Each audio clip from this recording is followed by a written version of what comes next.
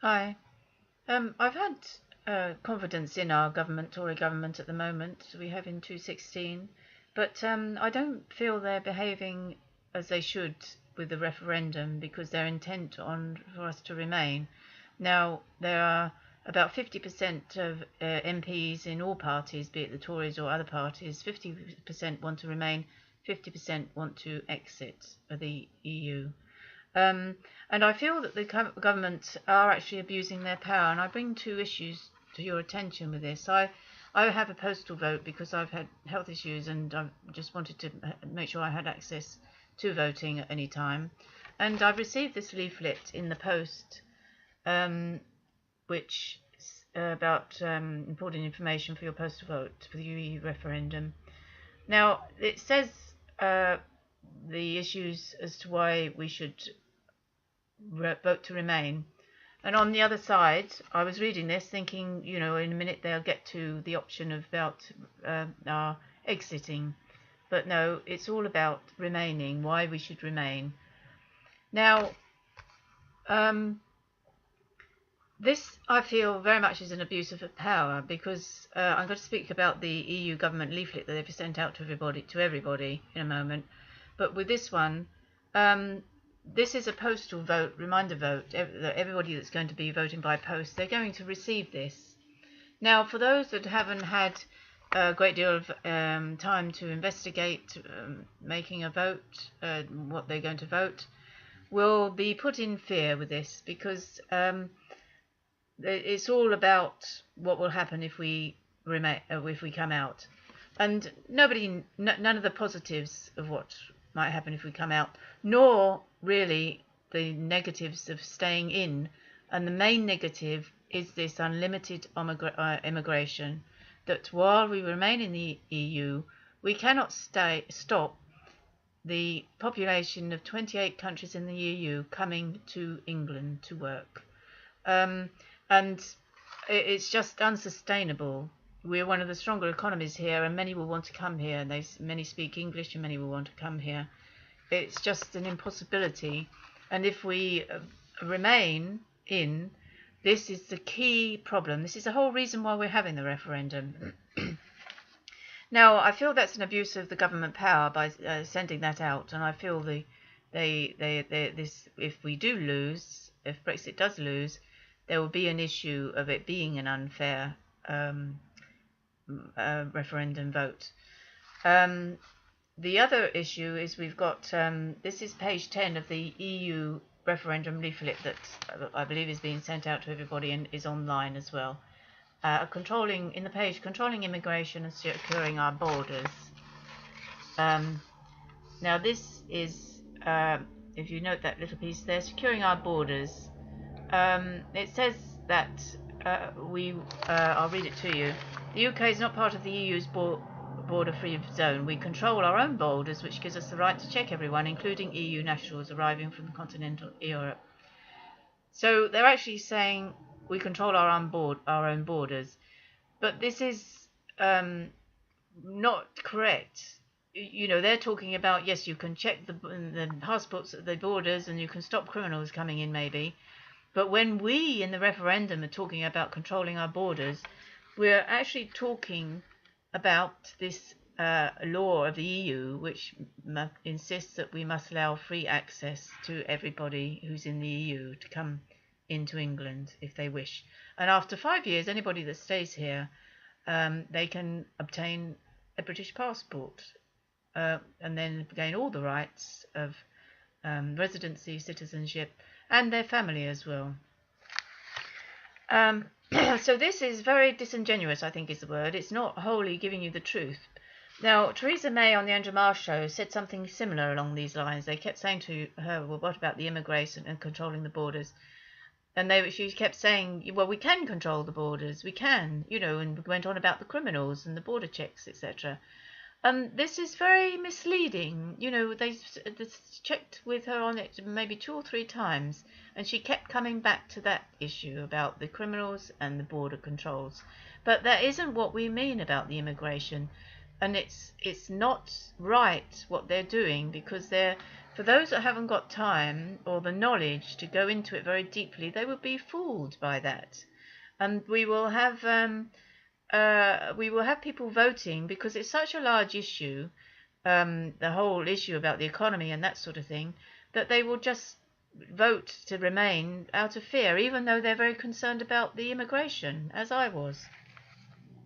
So I feel that the government are behaving very badly in this particular matter. And they've also got here on this page 10 of immigration, and it goes on to the government has negotiated a deal with our benefit system to lessen the draw of EU citizens. In future, new EU migrants will not have full access to certain benefits until they've worked here for up to 4 years.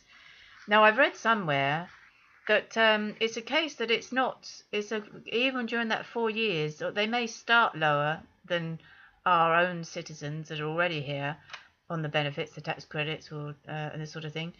But over the 4 years, it will gradually be phased in to have the full amount.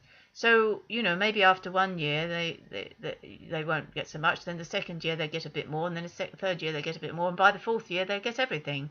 So it's not a case that for 4 years they won't have full access, and then on the fourth year they will. It's going to be phased, so that's not quite as good as it sounds either. And apart from anything else, I think it's not guaranteed necessarily. But even if it were, I still don't feel that it will stop people. The population of these 28 countries that could come here and may come here. And in this immigration section, they say they don't tell us what they're going to do if we have 100 million population. At the moment, we're 65 million population in England. And with the population growth and with the EU laws that allows everybody to come in if they wish, we very easily could become 100 million. At the moment, we're the most densely populated country after Japan. Now, Japan is mostly one nationality. They don't have as many immigrants as we do here. And they also, I believe, is one religion. In England, we've got masses of nationalities here. And on top of that, we've already had riots if something goes wrong between the nationalities, and we also have the religious killing in Scotland, where one ethnic group of the Islam attacked another group of Islam and killed him. So that's now, it may become worse, and we need to do something about the message of God, which I've got a website on about that, which I think is what we should do. It's called the One True Message of God.com. If you go onto there, you will see what I mean, how we can begin to change that too. So I'm not against this issue about the referendum. It's not about being racist. It's about the numbers of people that could come here and may well come here. And we already have not enough homes for our people. We already don't have enough school places. Our NHS is all under the weight of the demands upon it. All right, we can build houses, but then our land will gradually be gobbled up. The green land, it already is in Kent, where I used to live. From Ashford until Folkestone, they're gradually building houses to fill the whole area little by little. I was brought up on a farm, maybe 10 miles from Ashford, and it was in the middle of fields, really. But now these houses are going to come right up and beyond there. Impossible to have considered when I was younger. So do we want this? Do you really want this? And the last of all, because I too was fearful about the economy, but having looked into it, as I say, we've got 50% of MPs wanted to come out approximately and 50 staying in. These people know what they're talking about a little bit, but we also have a chancellor, an ex-chancellor of Exchequer, somebody who looked after the finances of our country, Lord Lawson. He's wanting to come out. He's going to vote to leave. Now, if we have somebody of that caliber, that knowledge, that experience, who's happy to come out, we don't need to worry about the economics of it. If you're concerned about the immigration, then don't worry about the economics. If someone like him and also the MPs want to come out, it's very much a matter of opinion and of what you feel you want for your country. And I don't know why the government are so intent on coming out, unless they fear that if they suggest we come out and then it all goes wrong, they'll be to blame in years and history to come. Yes, we will have problems when if we do come out. There'll be, but because there'll be much to do.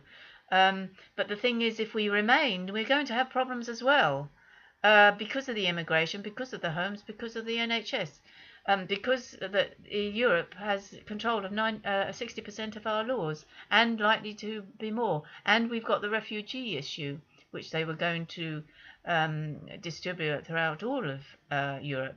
And if they make that compulsory, they won't look at our density of our country or our land space. They will look at how strong our economy is. So they will probably give us as many, if not more, than France or these other countries that have more space than us. So, we need to think very carefully on this and be aware of what the government is doing. And I ask too, whenever you listen to the discussions on the TV or radio, and I ask the interviewers who interview the Remain campaign or the government, I want them to ask at every interview you listen to, what if the UK becomes 100 million population? What then? I ask. And I want to hear their answer, and I want you to consider why they don't ask this and why no reply has been given yet.